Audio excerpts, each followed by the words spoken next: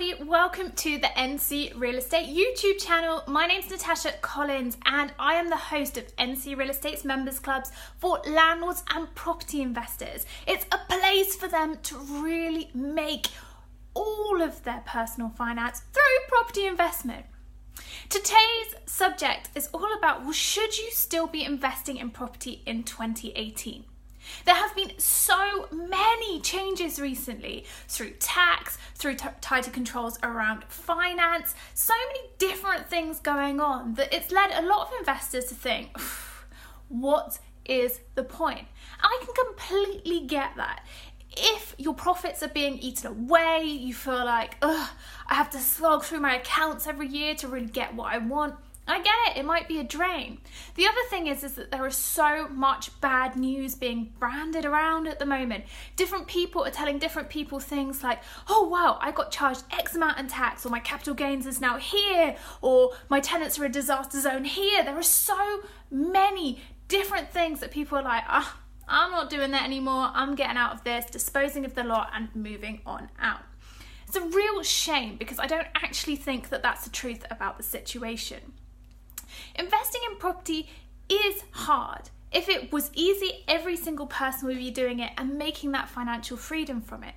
But it's not impossible. It really isn't.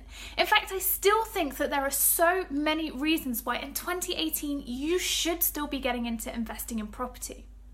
The first one being is that you can still get great yields. Even if you are doing simple buy-to-lets where you are buying a residential property and you're putting one tenant in there, you can still make some good money. There are still net incomes to be had at £350 to £500 per calendar month, and even more in some respects. I've got one property at the moment which I'm making £581 per calendar month on, and that's just a one-bedroom flat. Admittedly, that's in London and I did buy it a little time ago, but for my clients in the members club, we're still finding properties where that can happen.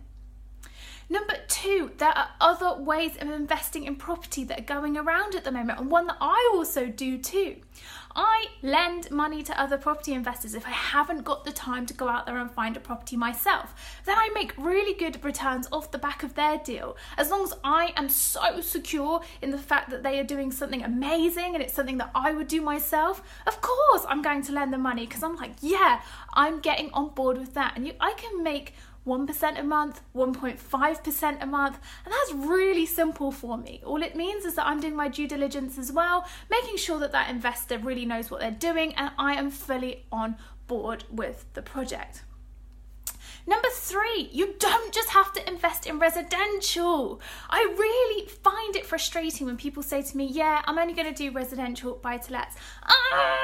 No, there is far more money to be made elsewhere. For example, if you're investing in commercial, yes, the barriers to entry are higher, but you can use that property portfolio that you've already got or assets that you've already got to actually think to yourself, you know what, I'm going to combine that and I'm going to buy commercial, which doesn't have the tax implications that the new residential does. But also, you can put those in more pension efficient schemes, you can put them in SIPPs, or just simply put them in a limited company and earn dividends from them. There are so many great ways that you can do that, and I would firmly suggest that if residential is something you're like, no, that's not for me anymore, why aren't you looking at commercial? Again, something that I love looking at with my clients. I qualified as a chartered surveyor in the commercial side of surveying, so I love it. It's my absolute thing, and it doesn't take as much management, and commercial tenants on the whole are far easier to deal with. So I cannot suggest enough that if residential is no longer your thing, 'cause you're like, oh Natasha, no, absolutely fine, just turn your head slightly, have a look at commercial.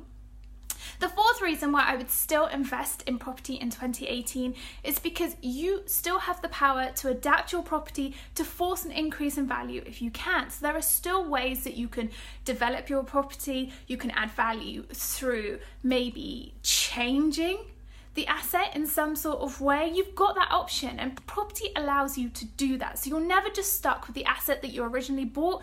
There are always things that you can do. And number five, strategies are changing all the time. Regulation changes on literally a weekly or monthly basis. And by keeping up to date with that means that you can start having a look into more ingenious ways of investing.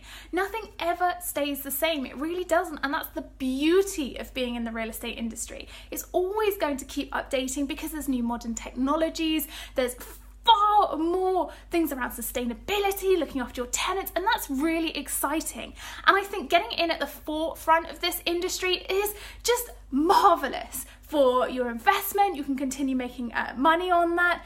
And you know what? It's nice every couple of years to look at a property you've bought and think, ooh, what can I do with it this time to make it behave in a more efficient manner and bring me increased revenue?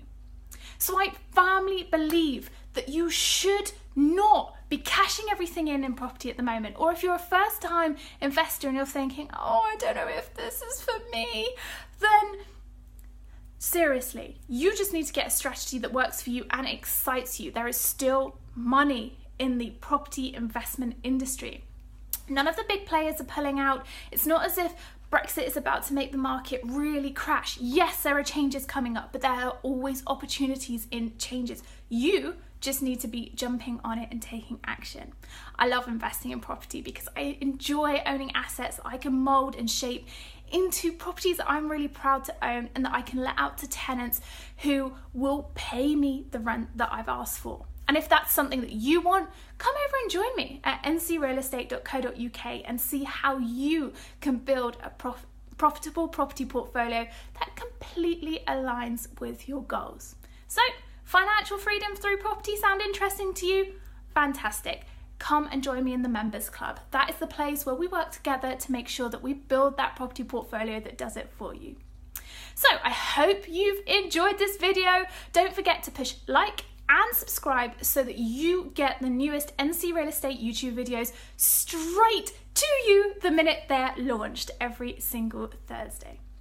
Thank you for watching, and I cannot wait to catch up with you again soon.